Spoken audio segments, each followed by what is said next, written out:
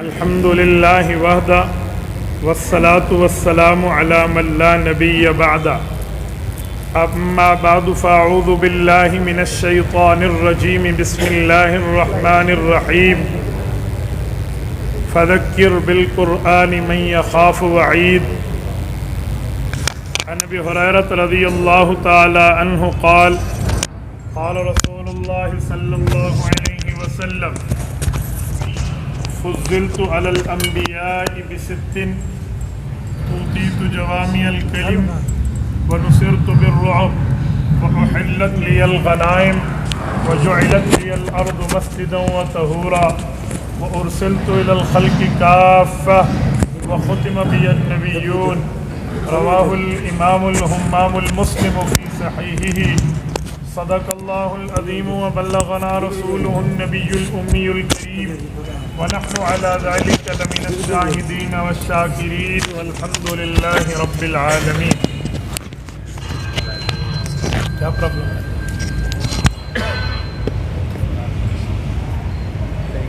آپ اسے نیچے رکھیں، منہ پہ نہ لگائیں، منہ پہ تب لگائیں جب اس پہ کور ہو. یہیں پہ رکھیں، اب آواز آئے نہ آئے، یہ آپ کا پرابلم ہے.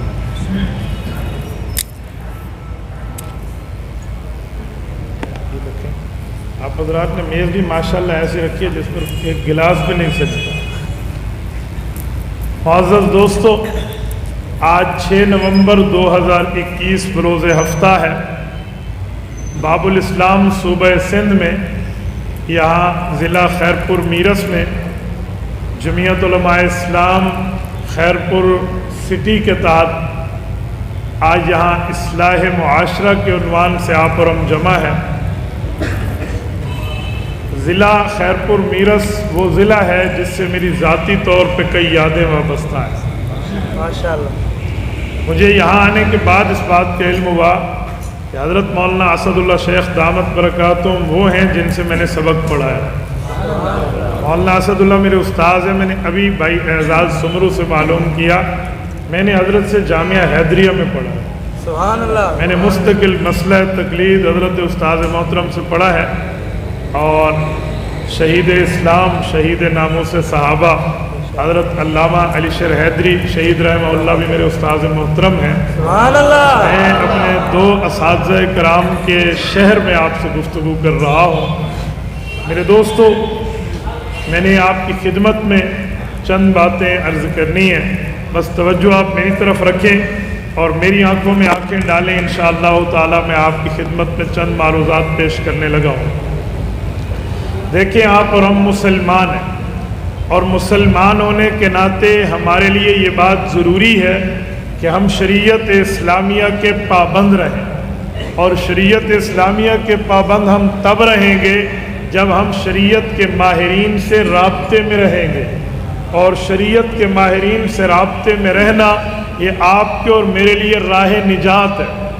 میرے دوستو، یہ بات ذہن میں رکھیں کہ گرتے ہیں شہسوار میدان جنگ میں، وہ طفل کیا گرے جو گھٹنوں کے بل چلے. گناہ ہم سے ہوں گے، غلطیاں ہم سے ہوں گی، اللہ کی نافرمانی ہو جائے گی.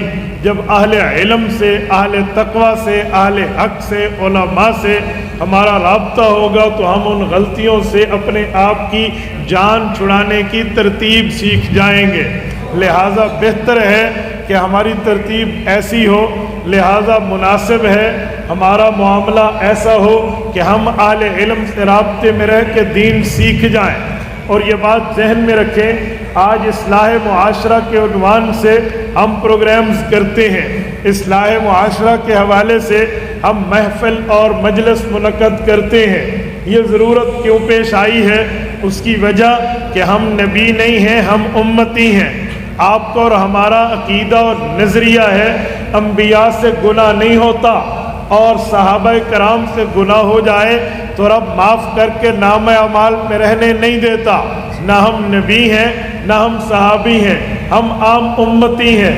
ہم سے گناہ بھی ہوں گے، خطا بھی ہوں گی، نافرمانیاں بھی ہوں گی، لیکن اس کے بعد ہم معافی مانگیں، اللہ کے سامنے سرب سجود ہوں اور اپنے گناہوں کو اللہ سے معاف کرائیں. یہ آپ کے اور میرے لیے بہتر ہے. یہ بات ذہن میں رکھیں کہ لوگ سمجھتے ہیں ایسا وظیفہ چاہیے مولانا صاحب، ایسا ورد چاہیے پیر صاحب کہ ہم سے گناہ ہی نہ ہو۔ یاد رکھیں ایسا ورد اس امت کے لیے کوئی نہیں ہے۔ امت میں گناہ ہوں گے، معافی بھی ہوگی، غلطی ہوگی، معذرت بھی ہوگی، نافرمانی ہوگی، مغفرت بھی ہوگی۔ یہ بات ذہن میں رکھنی چاہیے کہ ہمارا کپڑا جو ہمارے جسم پہ ہے یہ میلا ہوتا ہے، ہم دھو کے پہن لیتے ہیں۔ ہمارے چہرے پہ گرد و غبار آتی ہے، ہم صاف کر کے دوبارہ کریم لگا کر چہرے کو اشاک بشاش کر لیتے ہیں۔ تو پھر کیوں نہ ہم اپنے اعمال کی صفائی کریں، پھر کیوں نہ ہم اپنی روحانیت کی صفائی کریں، پھر کیوں نہ ہم ان معاملات کو ٹھیک کریں جس سے ہماری روحانیت بھی ٹھیک ہو، ہمارا جسم بھی ٹھیک ہو۔ اور میں ایک بات سمجھانے کے لیے کہتا ہوں میرے دوستو، اگر گناہ ہو جائے تو توبہ کر لیں، غلطی ہو جائے معافی مانگ لیں، اللہ سے معافی مانگیں گے، اللہ سے معذرت کریں گے، رب کریم آپ کو معاف فرمائیں گے۔ رب کریم کا اعلان ہے من یعمل سوءا او یظلم نفسہ ثم یستغفر اللہ یجد اللہ غفورا رحیما۔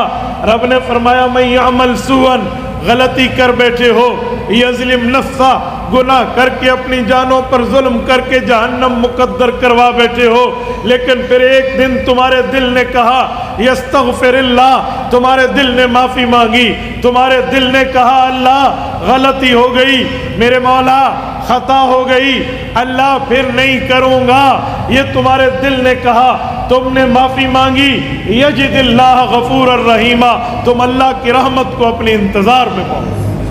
یجد اللہ غفور الرحیمہ، یہاں اللہ پاک کی معافی پر دو باتیں ہیں، ایک لفظ غفور ہے، ایک لفظ رحیم ہے۔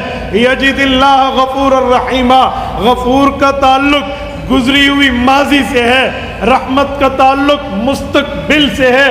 رب فرمانا چاہتے ہیں اگر تم سے غلطی ہوئی تو پچھلی گناہ پر معافی مانگو، اللہ معاف کرے گا، آئندہ زندگی پر رحمت کرے گا۔ سبحان اللہ۔ اس لیے معافی مانگنا، اپنی اصلاح کرنا، غلطی سے خود کو بچانا یہ کوئی بری بات نہیں ہے، اچھی بات ہے۔ یاد رکھنا حدیث قدسی میں رب کائنات نے رسالت مآب علیہ السلام کی زبانی ہمیں بتایا، یا ابن آدم لو بلغت ذنوبک عنان السماء، اے میرے آدم کے بیٹے اگر تجھ سے غلطی ہو گئی، گناہ ہو گئے، تعداد میں اتنے بڑھ گئے کہ وہ آسمان تک چھونے پہنچ گئے، آسمان تک اس نے اس اسپیس کو بھر دیا، پھر اس کے بعد تجھے توبہ کی توفیق ہوئی، تجھے معافی کی توفیق ہوئی، تجھے مجھ سے گڑ گڑانے کی نوبت آئی، غفرت لک ولا ابالی، میں معاف کر دوں گا، مجھے تیرے گناہوں کے ڈھیر ہونے کی کوئی پرواہ نہیں۔ سبحان اللہ۔ تو اپنی اصلاح ہمیں کرنی چاہیے۔ اصلاح کب ہے؟ جب اہل تقوی سے واسطہ ہوگا، اہل حق سے واسطہ ہوگا، اہل علم سے واسطہ ہوگا، علماء سے، مشائخ سے، بزرگوں سے پوچھ پوچھ کے ہم چلیں گے، ہماری دنیا بھی بہتر بنے گی، ہماری آخرت بھی بہتر بنے گی۔ میں ایک بات سمجھانے کے لیے عرض کیے دیتا ہوں، یاد رکھنا معافی تو بندہ اللہ کی دربار میں اللہ سے مانگ لیتا ہے، جب معافی مانگ لے گا، جب توبہ کر لے گا، استغفار کرے گا تو اللہ کا محبوب بندہ بن جائے۔ حدیث پاک میں ہے، فرمایا جیسے پانی کا ایک پیالہ ہوتا ہے، اس پانی کے پیالے میں اگر آپ ایک سیاہی کا قطرہ ڈالیں، وہ پانی کا پیالہ سیاہی مائل ہو جائے گا، قطرات سیاہی کے ڈالتے جائیں گے، کالا ہوتا چلا جائے گا۔ اس پانی کی طرح اپنے دل کی مثال لیجئے، دل بھی ہمارا ایک برتن کی طرح ہے، گناہ اس پر ایک داغ پیدا کرتا ہے، گناہ اس پر ایک معاملے میں خرابی پیدا کرتا ہے، سیاہی پیدا کرتا ہے۔ اس کی آسان ترتیب ہے بندہ اور پانی ڈالے اور نیکیاں کرے تاکہ گناہوں کی سیاہی ہٹے اور اللہ کی رحمت کی روشنی آ جائے۔ میرے دوستو، اصلاح معاشرہ میں بندے کو سب سے پہلے اپنے گھر سے شروع کرنا چاہیے۔ ہاں یہ ہو سکتا ہے میں اپنے ماں باپ کا نافرمان ہوں، ہو سکتا ہے میں نے اپنے ماں باپ کا دل دکھایا ہو، اور میرے دوستو اگر ماں باپ کا دل دکھایا ہے، آج وقت ہے ماں باپ اگر موجود ہیں پاؤں پکڑ کے معافی مانگ لیں۔ پاؤں پکڑنے پڑے پکڑ لو. یاد رکھنا ماں باپ کا وہ پیار ہوتا ہے جو بے لوث پیار ہوتا ہے, بغیر قیمت کے پیار ہوتا ہے, ورنہ دنیا میں ہر محبت کی بندے کو قیمت چکانی پڑتی ہے, ہر محبت کی قیمت چکانی پڑتی ہے. ماں ناراض ہے تو کیا ہے, پاؤں پکڑ کے معافی مانگ لو. والد ناراض ہے تو کیا ہے, پاؤں پکڑ کے اس سے معافی مانگ لو. اللہ کی قسم, ایک صحابی نے اللہ کے رسول سے پوچھا, میرے پاک پیغمبر مجھے بتائیے جب ہم مر جائیں گے, فوت ہو جائیں گے, ہمیں یہ پتہ چلے گا ہمارا اللہ ہم سے راضی تھا یا ہمارا اللہ ہم سے ناراض تھا, لیکن مرنے سے پہلے پہلے اس زندگی میں, اس دھرتی پہ, اس حیاتی میں ہمیں پتہ چل سکتا ہے کہ ہمارا اللہ راضی ہے یا ناراض ہے. آقا نامدار نے فرمایا جی چل سکتا ہے. اس نے کہا یا رسول اللہ ارشاد فرمائیے, بتلائیے, یہ طریقہ ہمیں سمجھا دیجئے کہ ہمیں اس دھرتی پر پتہ چلے اللہ راضی یا اللہ ناراض. فرمایا رضا ربی فی رضا الوالد و سخط الرب فی سخط الوالد. اپنا اپنے والد کا, اپنا اپنے ابا کا, اپنا اپنے والد مکرم کا تعلق دیکھ, ریلیشن شپ دیکھ, معاملہ دیکھ, بیہیویئر دیکھ, طرز ادائیگی دیکھ, طرز گفتگو دیکھ, اپنے ابو اور اپنے درمیان چیک کر. اگر تیرا والد تجھ سے ناراض, تیرا اللہ تجھ سے ناراض. اگر تیرا ابا تجھ سے راضی, تیرا اللہ تجھ سے راضی. سبحان اللہ. آپ بتائیں ہم دنیا میں چیک کیوں نہیں کر سکتے؟ آخر مسئلہ کیا ہے, آخر وجہ کیا ہے کہ ہم باپ سے دور ہو گئے ہیں, ہم نے دوستوں کو سینے سے لگایا, ہم والد سے دور ہو گئے, فرینڈ شپ ہماری محبوب ہو گئی, ہم ابو سے دور ہو گئے, برادری ہماری دوست بن گئی. ہاں ہاں, جو تمہیں تمہارے ابا سے تڑوا کے خود کو تمہارا دوست کہے, تمہارے والد سے تجھ کو جدا کر کے خود کو تمہارا مخلص کہے, وہ کبھی دوست اور مخلص نہیں ہو سکتا. یہ بات یاد رکھیں میرے دوستو, اپنے والد سے اپنا تعلق ٹھیک کرو, ورنہ حضرت علی المرتضیٰ راوی ہے, میں جامع ترمذی ہے, جلد نمبر 2 ہے, ابواب الساعہ, ابواب الفتن ہے, باب ما جاء فی علامات الساعہ ہے.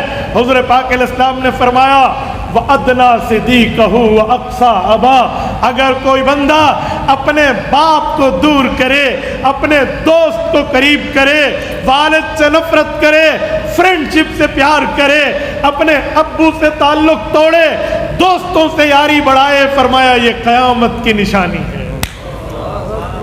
میرے دوستوں میں ایک جملہ مزید کہتا ہوں, ایسے ہی ماں کا تعلق ہے, ماں کا دل دکھایا, ماں کا پیار ختم, ماں کے معاملات سے لڑائی کی ہے تو پاؤں پکڑ کے ماں کو منا لو. کیوں؟ ماں کی دعا جنت کی ہوا ہوتی ہے. کیا مانا؟ یعنی ماں دعا دے گی تو تجھے رب جنت دے گا, تو وہاں کی ہوائیں لے گا. اور اگر ماں کی دعا نہیں ہوئی تو جنت بھول جا. یاد رکھیں, ماں کی نافرمانی کر لی, اگلے صف کی نمازی کیوں نہ ہو, مٹھی داڑھی کیوں نہ ہو, تکبیر اولیٰ کی پابندی کیوں نہ ہو, رمضان کے روزے کیوں نہ ہو, زکوٰۃ کی ادائیگی کیوں نہ ہو, باقی عبادات کے معاملے میں پاورفل کیوں نہ ہو, لیکن ماں کو ناجائز دکھایا ہوا ہے, کوئی عبادت اس وقت تک قبول نہیں ہے جب تک ماں راضی نہیں. بے شک. یاد رکھنا یہ ماں کا تعلق ہے. کیوں؟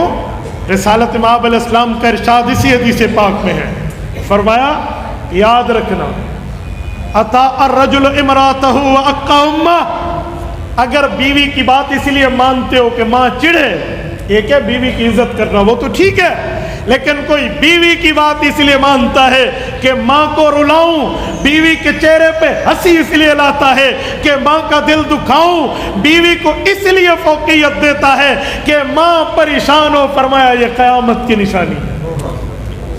ورنہ بیوی کے حقوق میں آگے چل کے بات کرتا ہوں, آپ کے اور میرے ذمے ہیں, یہ نہ سمجھنا کہ ہم نے بیوی کو پاؤں کی جوتی سمجھنا ہے. تو یہ ماں کا تعلق. اور سنو, میں ایک حدیث پاک پڑھتا ہوں, مشکات بخاری مسلم میں موجود ہے, حضرت عمر راوی ہے, اسے حدیث ام السنہ کہتے ہیں.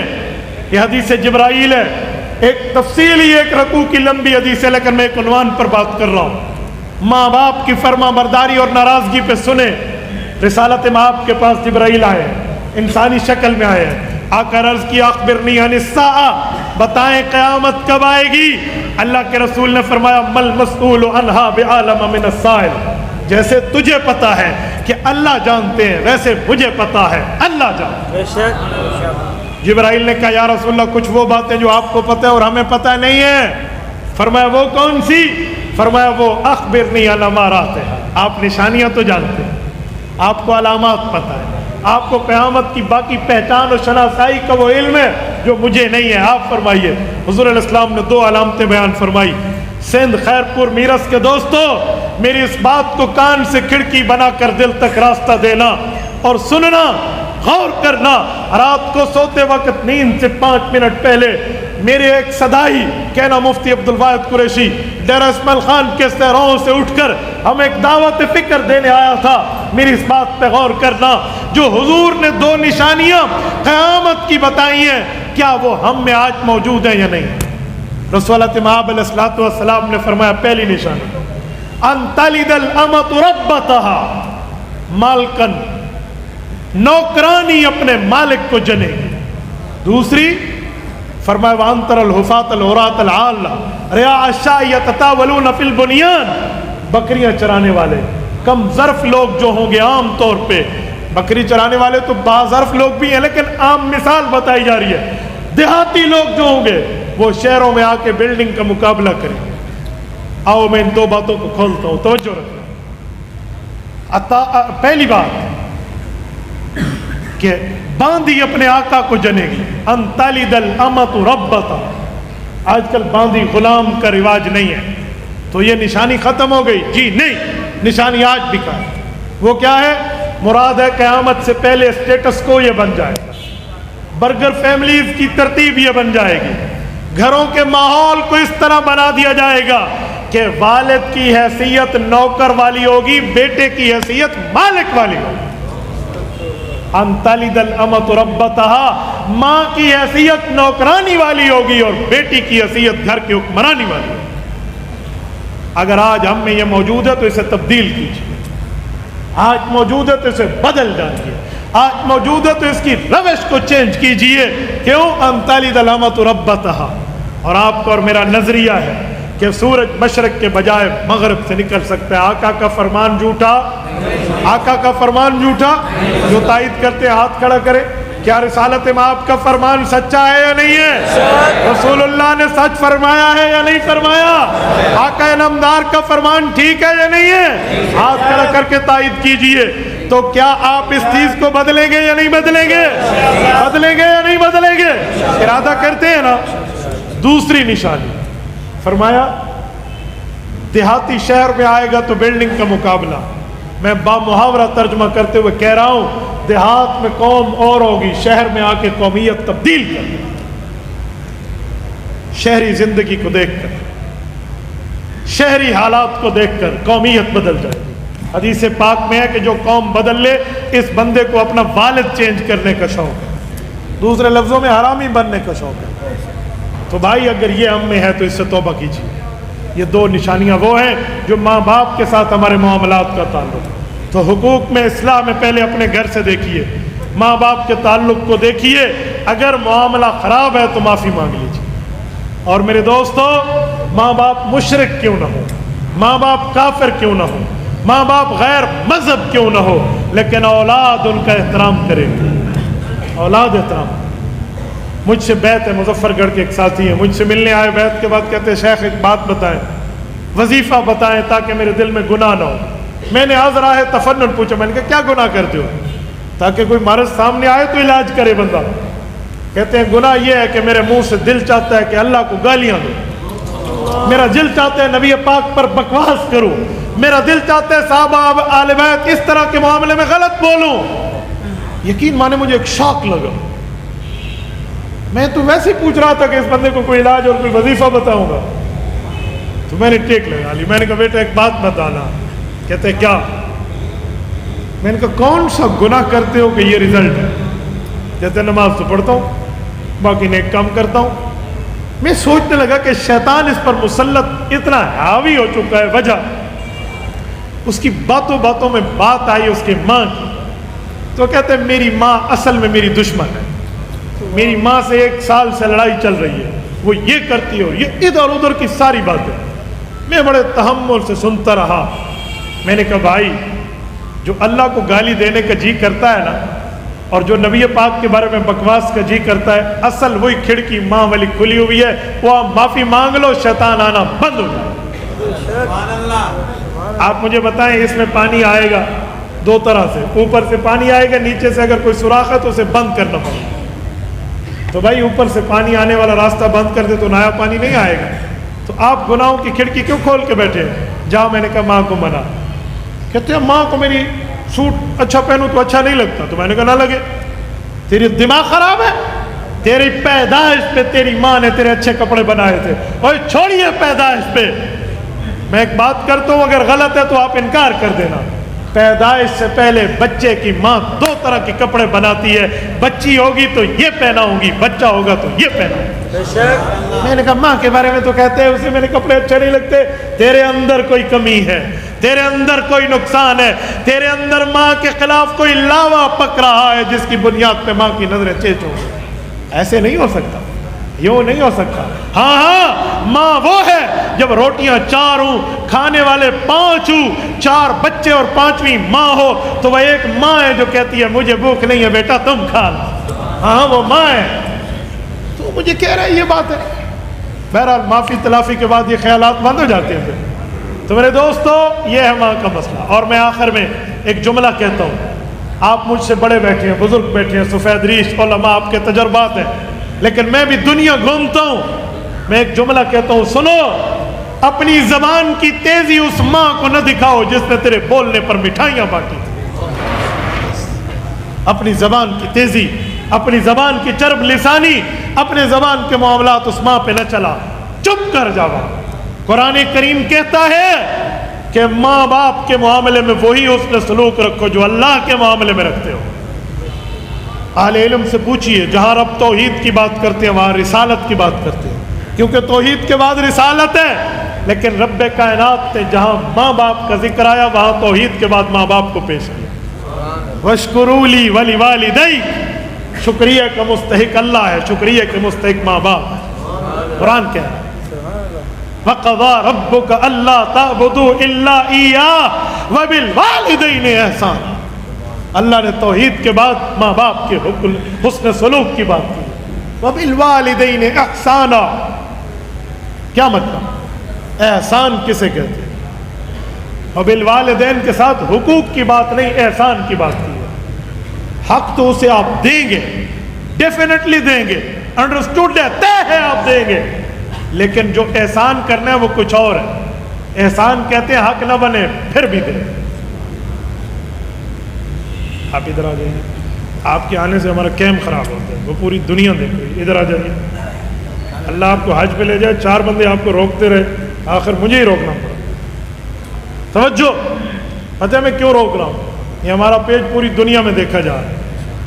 1 ملین پلس 2 لاکھ فالوورز ہیں الحمدللہ.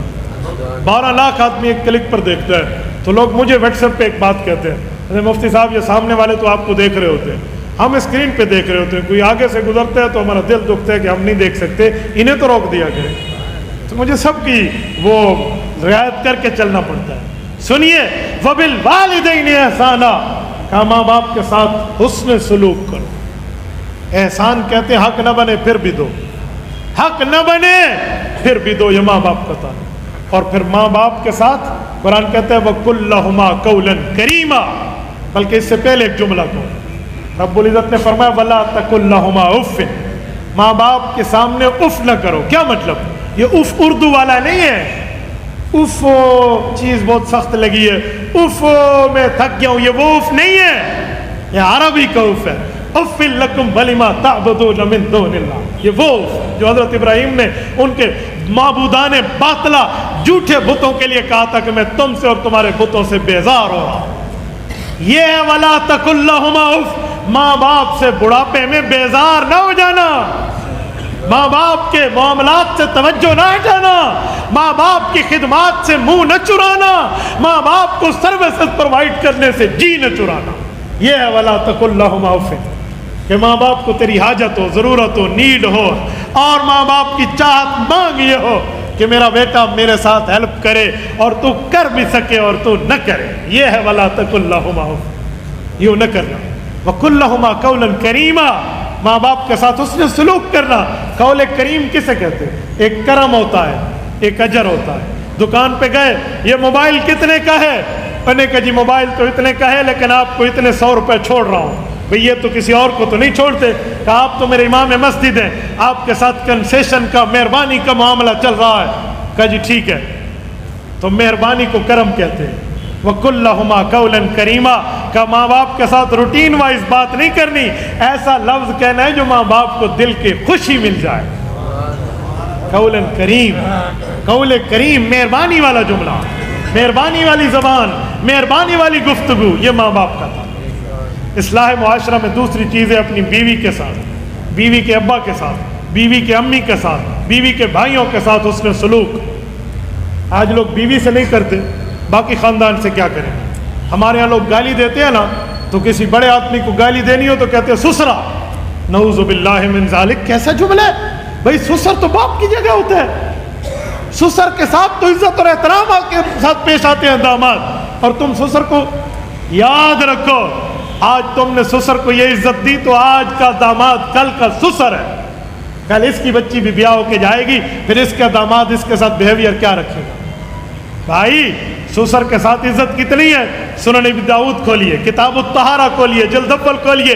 امام سلیمان بن الاشعث السجستانی رحمہ اللہ، سیدنا حیدر کرار، حضرت علی المرتضی رضی اللہ عنہ کی روایت لائے. حضرت علی نے ایک صحابی کو کہا اللہ کے رسول سے مسئلہ پوچھ لینا.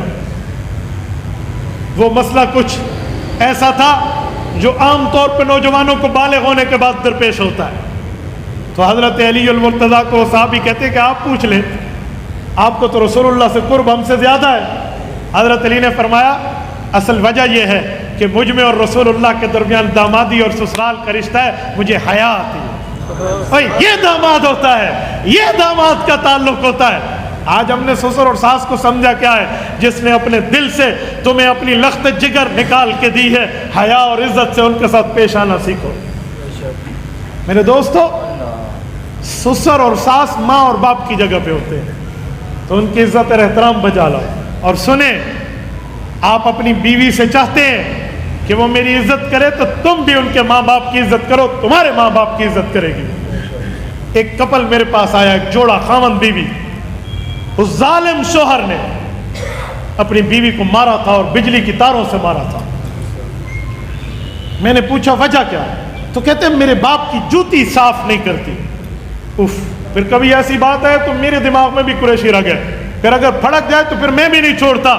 میں نے کہا اے تو بقرہ عید کے کام آئے گا، تو قربانی کے لیے پلا ہوا ہے، تیرے ماں باپ کی خدمت تیری ذمہ داری ہے، اس کی نہیں ہے. یہ کرے تو اس کا احسان ہے، نہ کرے تو مجبور نہیں کر سکتا. یہ آج ہمارا تعلق. تم چاہتے ہو تمہارے ماں باپ کی عزت تمہاری بیوی کرے تو ان کے ماں باپ کو عزت دینا سیکھو. ہاں آج لڑائیوں کی بنیاد کیا ہے؟ شوہر چاہتا ہے میرے سامنے بیوی اونچا نہ بولے. ہاں پھر بیوی بھی چاہتی ہے کہ مجھے وہ شوہر نہیں چاہیے جو بلند آواز سے میری بے عزتی کرتا پھرے. یاد رکھو، آپ عزت لیتے ہو، عزت دیتے نہیں ہو. آپ دوسری بیویوں کے لوگ حقوق کھا جاتے ہیں، لوگ مارتے ہیں بیویوں کو، چہرے پر تھپڑ مارا. علماء بیٹھے، میں چیلنج سے کہتا ہوں، دعوے اور تحدی سے کہتا ہوں، مجھے شریعت اسلامیہ سے ایک دلیل دکھا دو کہ بیوی کو خاوند چہرے پر مار سکتا ہے. آپ دکھا دو. یہ میری گھڑی آپ کو تحفہ ہے، میں تحفہ دینے پہ تیار ہوں. یہ عام گھڑی نہیں ہے، یہ سعودیہ کی گھڑی ہے اور میرے تیسرے سسر نے مجھے گفٹ کی ہے. آپ کی گھڑی پر سبحان اللہ نہیں آئی، جس پر آئی ہے مجھے پتہ ہے. گھڑی پر سبحان اللہ نہیں آئی. بھائی میری بیویاں میری دوسری شادی کے ولیموں میں خود شریک ہوتی ہیں. کیوں؟ آپ پیار کا تعلق رکھ کے دیکھو نا. بھائی یہ کوئی بات ہے؟ آج جو کمینی صفت لوگ گرل فرینڈ سے چیٹنگ کریں، سہیلیوں کو پھنسائیں اور لڑکیوں سے تعلقات ناجائز رکھیں، دنیا اسے ہیرو سمجھتی ہے. جو بیوی کی عزت کرے لوگ اسے رن مرید کہتے ہیں.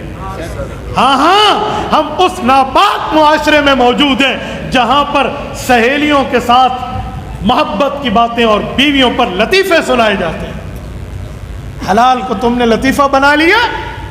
حلال کو لطیفے بنانے والا حرام کی لذت تمہیں کبھی چین نہیں دے گی.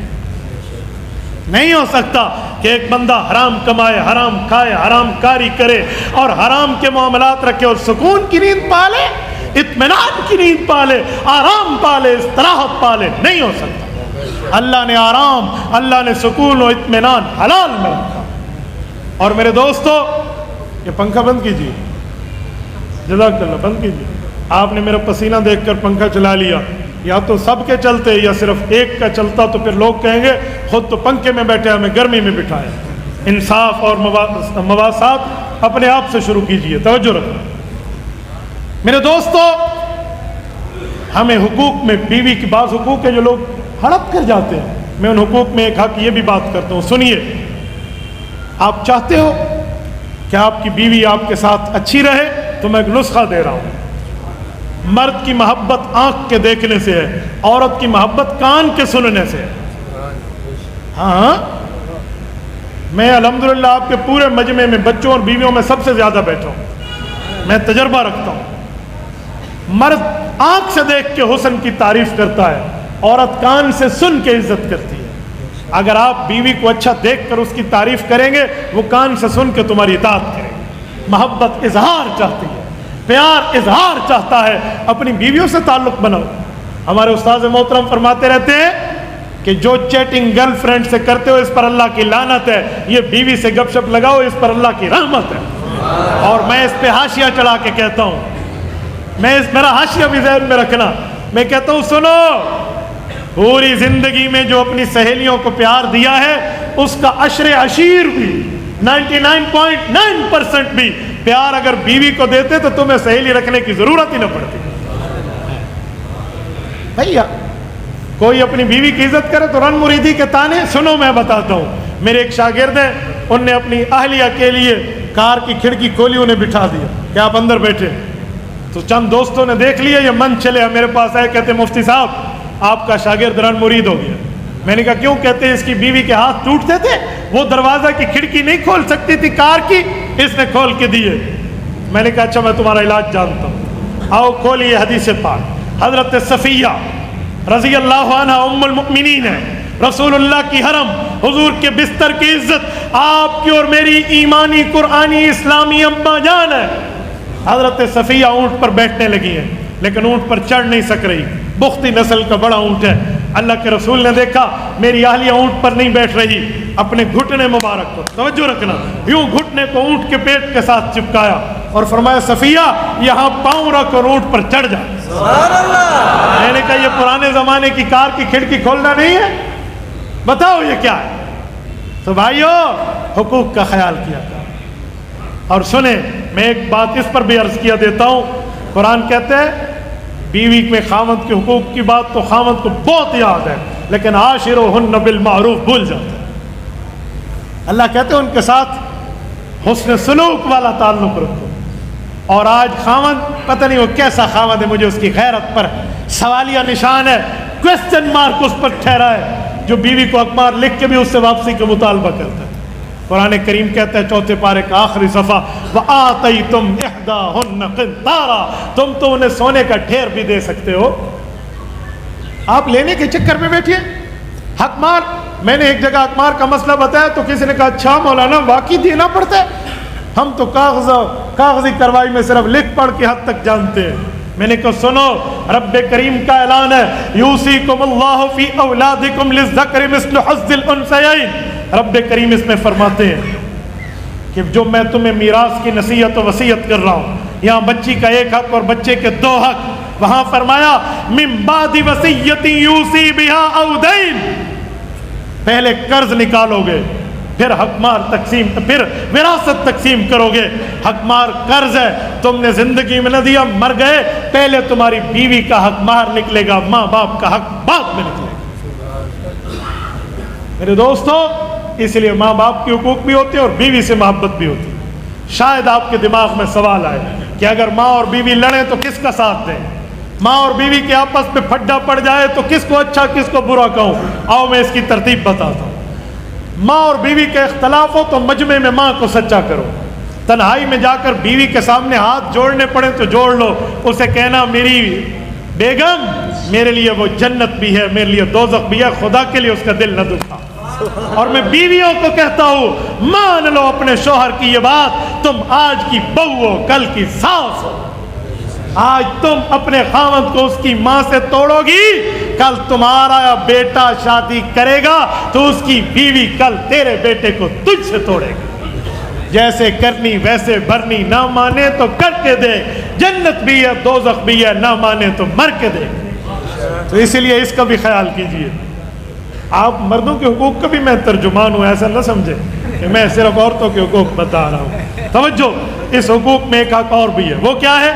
والد فوت ہو جائے تو بھائی ماں باپ بہن بھائیوں کا حصہ بڑے چھوٹوں کا کھا جاتے ہیں۔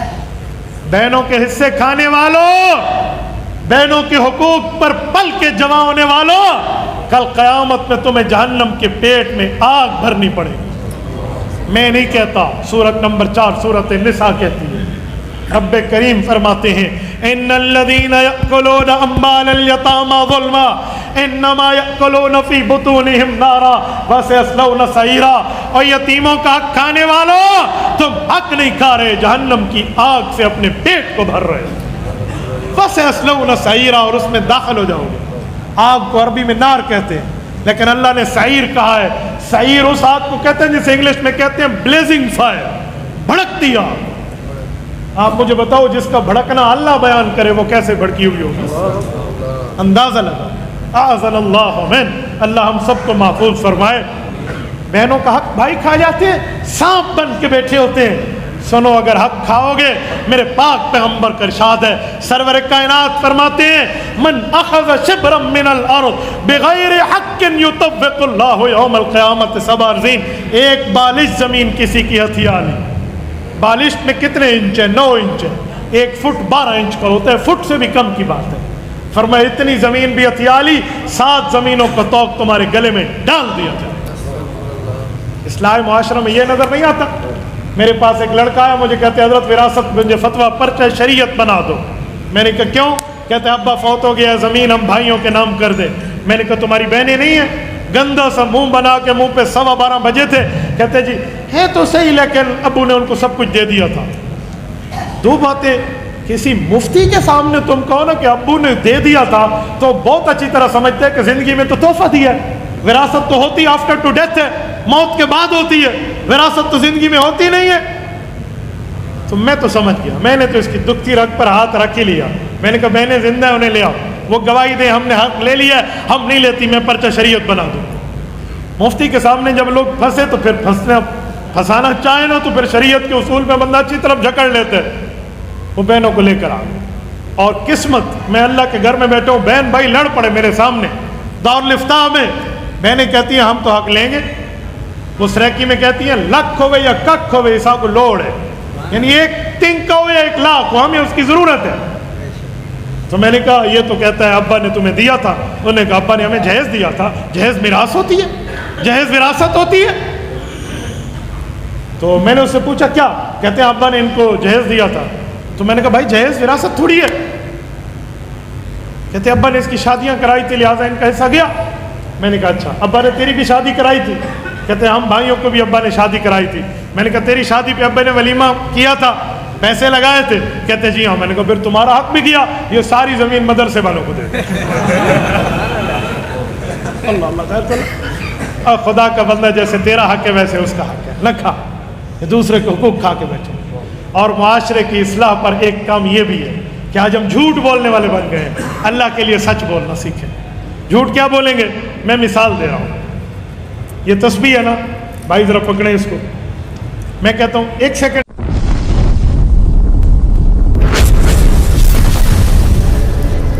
Subscribe my YouTube channel.